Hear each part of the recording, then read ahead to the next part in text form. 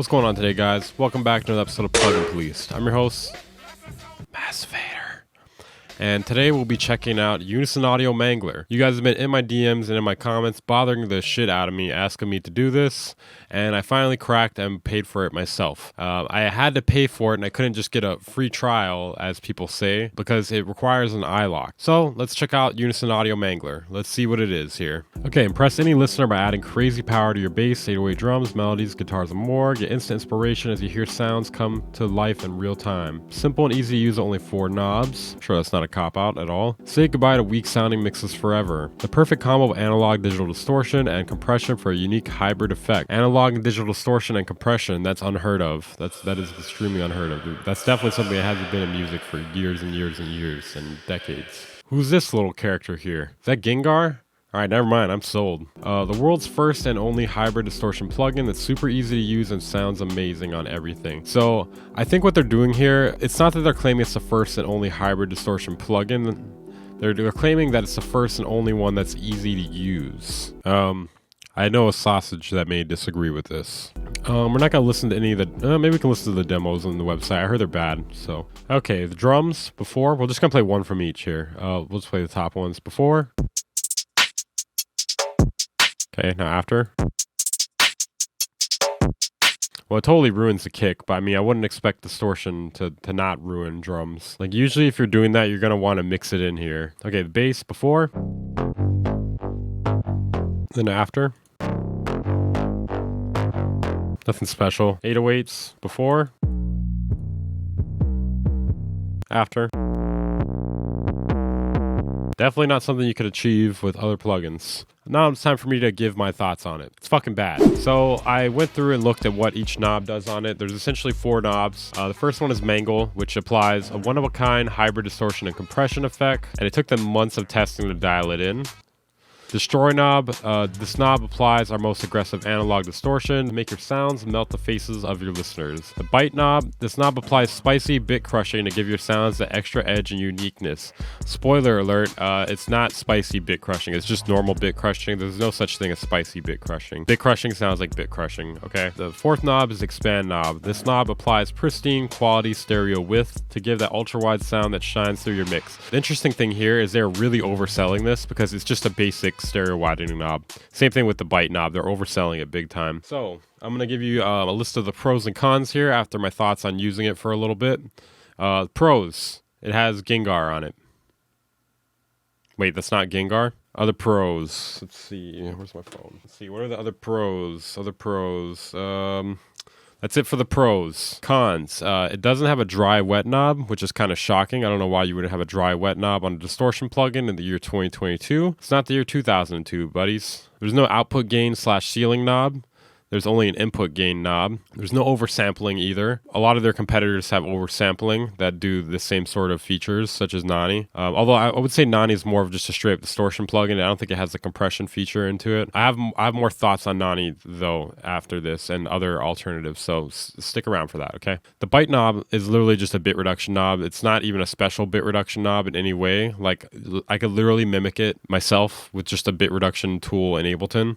You can mimic all this stuff with just Ableton tools, actually. So stick around also because there's I made an alternative to it, a free alternative. I named Scamgler. Yeah, I wasn't really sure. I'm trying to make it sound kind of like Mangler.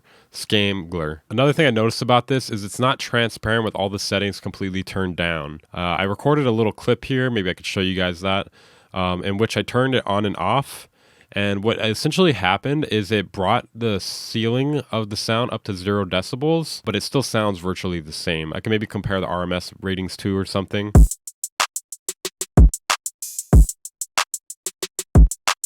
So this thing isn't even neutral sounding when you have it completely all turned off. So now we're going to talk about some alternatives to this plugin. So in my opinion, you're better off just using your stock saturator and compression, because you can dial them in a little more individually and get more of a finessed, balanced sound to it. You even have your own dry wet knobs and you can adjust all the settings a lot more. But if that's too complicated for you, I actually made an alternative to it. It's just a Scamgler Ableton rack. It requires Ableton Live 11 Suite. So if you guys have that, you can download that in the description. It's completely free. But yeah, I definitely prefer the Ableton Saturator over this because there's different curves to choose from, just like with all these other distortion and saturation plugins.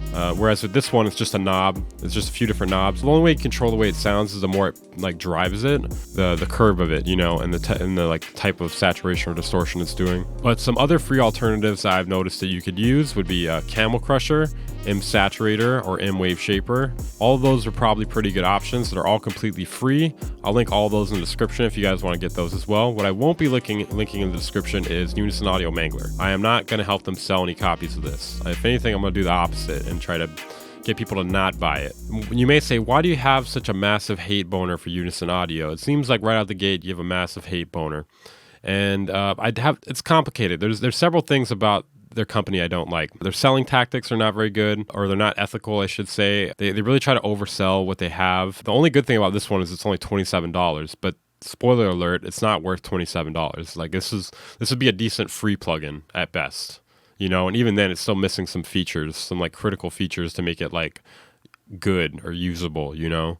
Well, it's usable, but it's not good. And these days there's tons of free good plugins, so why would you pay for a usable okay plugin, you know? But if you do want to spend money on a one knob, a simple distortion plugin, I would suggest Nani because it has a nice interface, especially if you like boobs.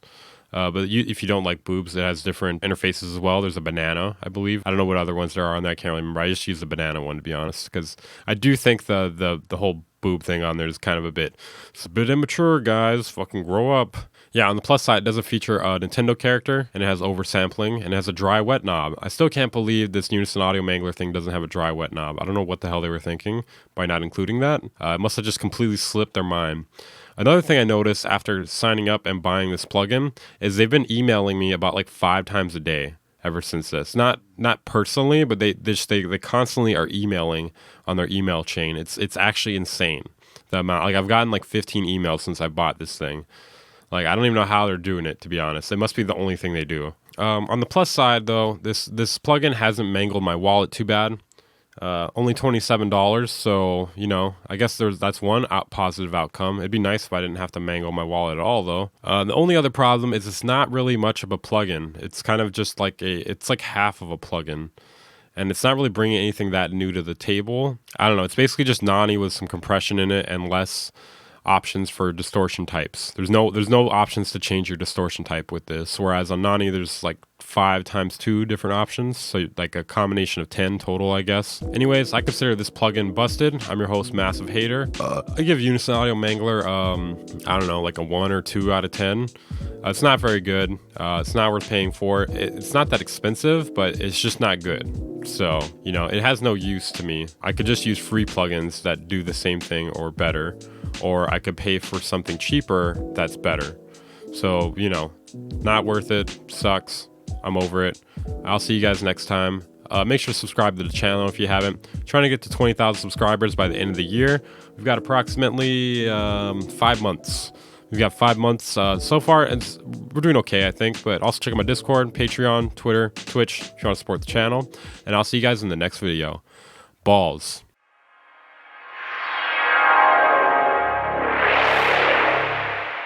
Bang Incorporated.